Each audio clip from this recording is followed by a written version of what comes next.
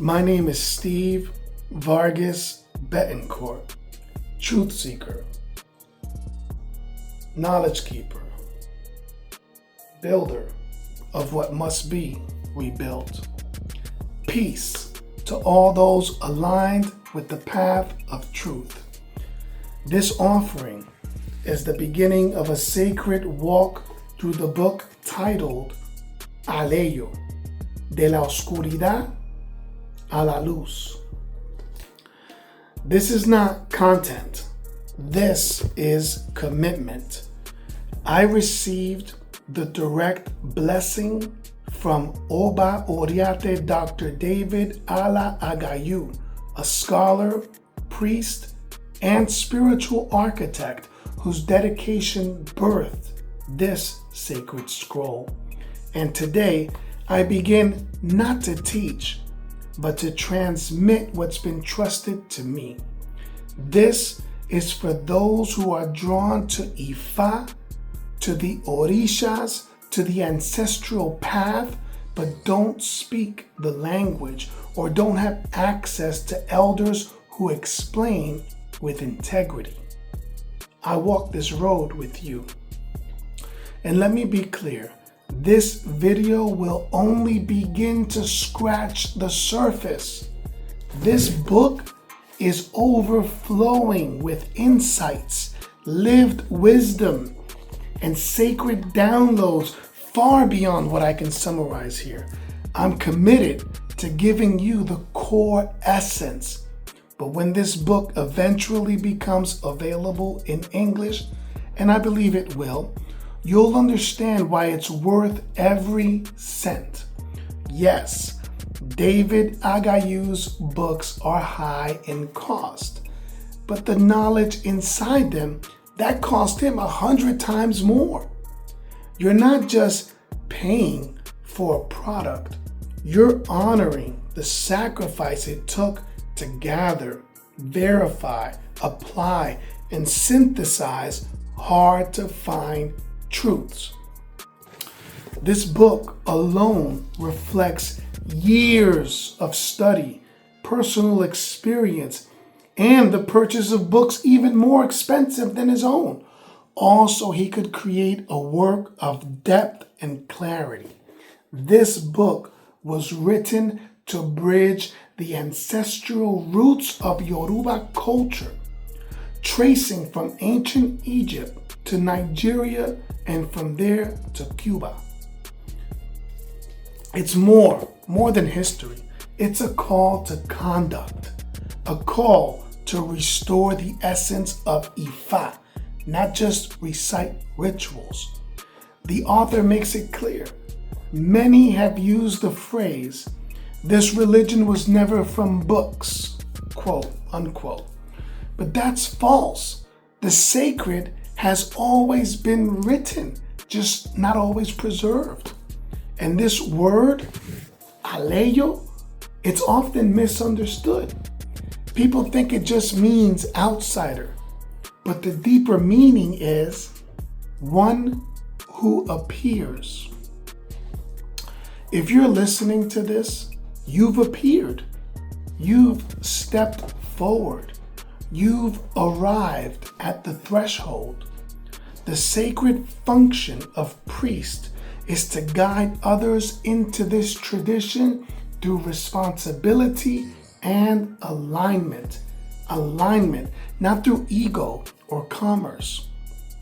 Whether they are obases, babalaos, or iyalochas, their role is to initiate others into the care of their Orisha Alá Aggayú, the angel, the guardian angel of the head.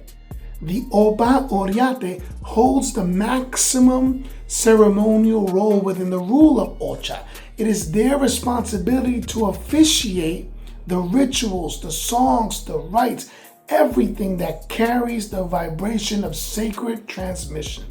They embody the presence of order, but not all are born for that role. The tradition teaches not everyone is born to govern the head. Some are born to govern the body, the arm, the foot, each with divine function.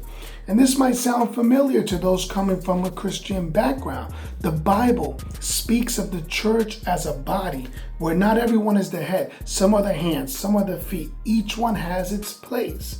And it's the same principle here in Ocha Ifa. Not everyone is meant to govern the head. Some are born to support. Some are born to hold rhythm. Others to interpret.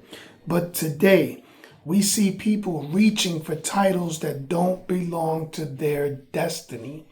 And the same way Paul warned in the Bible that the hand cannot say to the eye, I don't need you, Ifa shows us when everyone tries to be the head, the whole body suffers.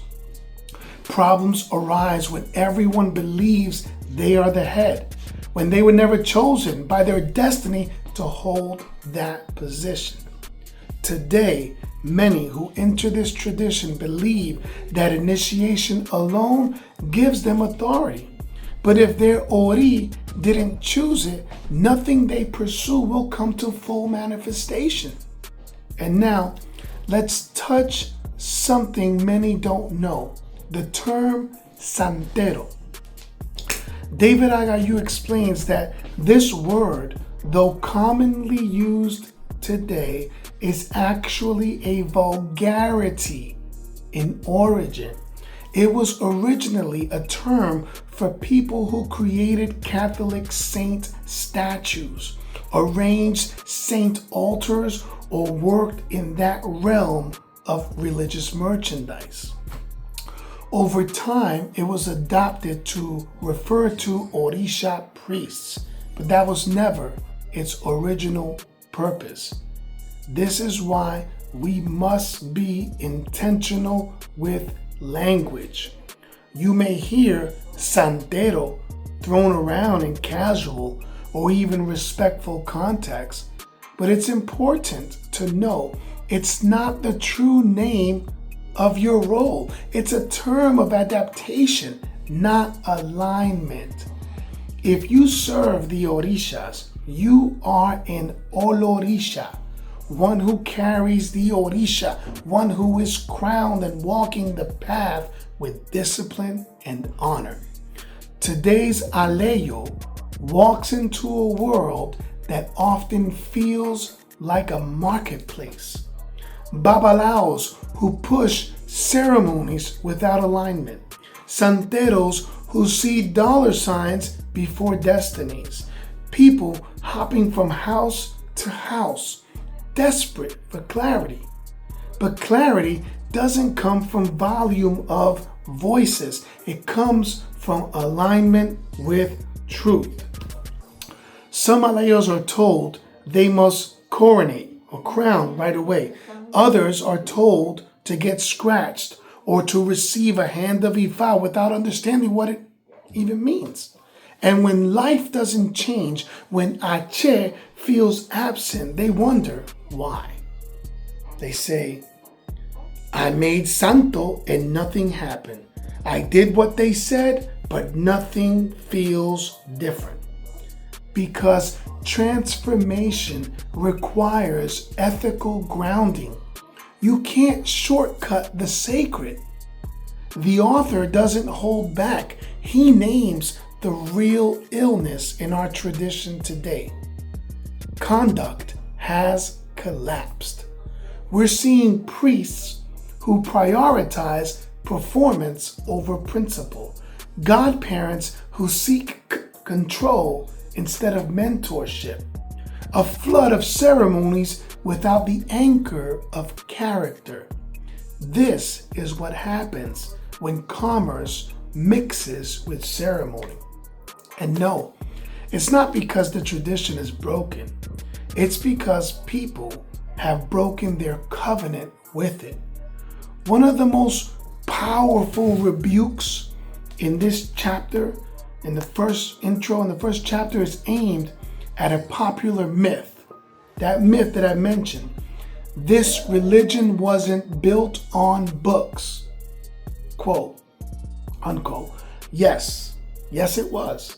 Maybe not the kind that you find in libraries, but spiritual scrolls, oral teachings, Odu verses, liturgical codes, all are forms of sacred writing.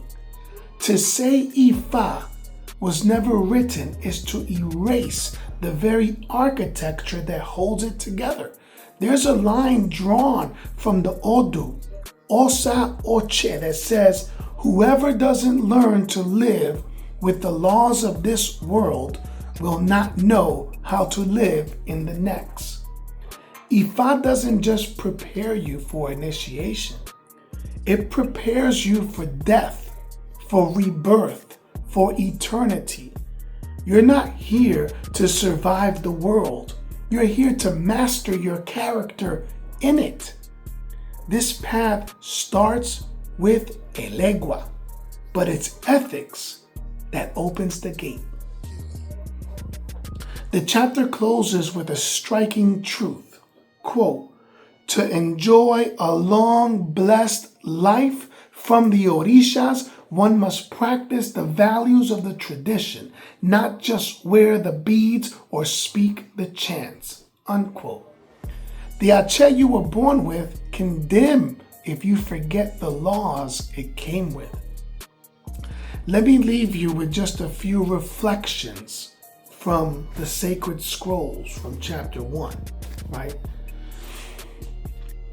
One of them says, the religious never reveals how they are saved so that hidden enemies cannot use it against them. Those who pretend wisdom forfeit protection. No one reaches heaven by skipping steps on earth. Power without character is a curse. These aren't quotes, they're codes. They'll return in future scrolls, but let them sit in your bones for now. I didn't come to impress. I came to fulfill a vow. I will finish what I start because I know there's someone somewhere who's been waiting for this to exist. To the ancestors who protect these truths, to the Ori that chose this body, to the hands that wrote these scrolls, I honor you. We've only just begun. Next video, we go deeper.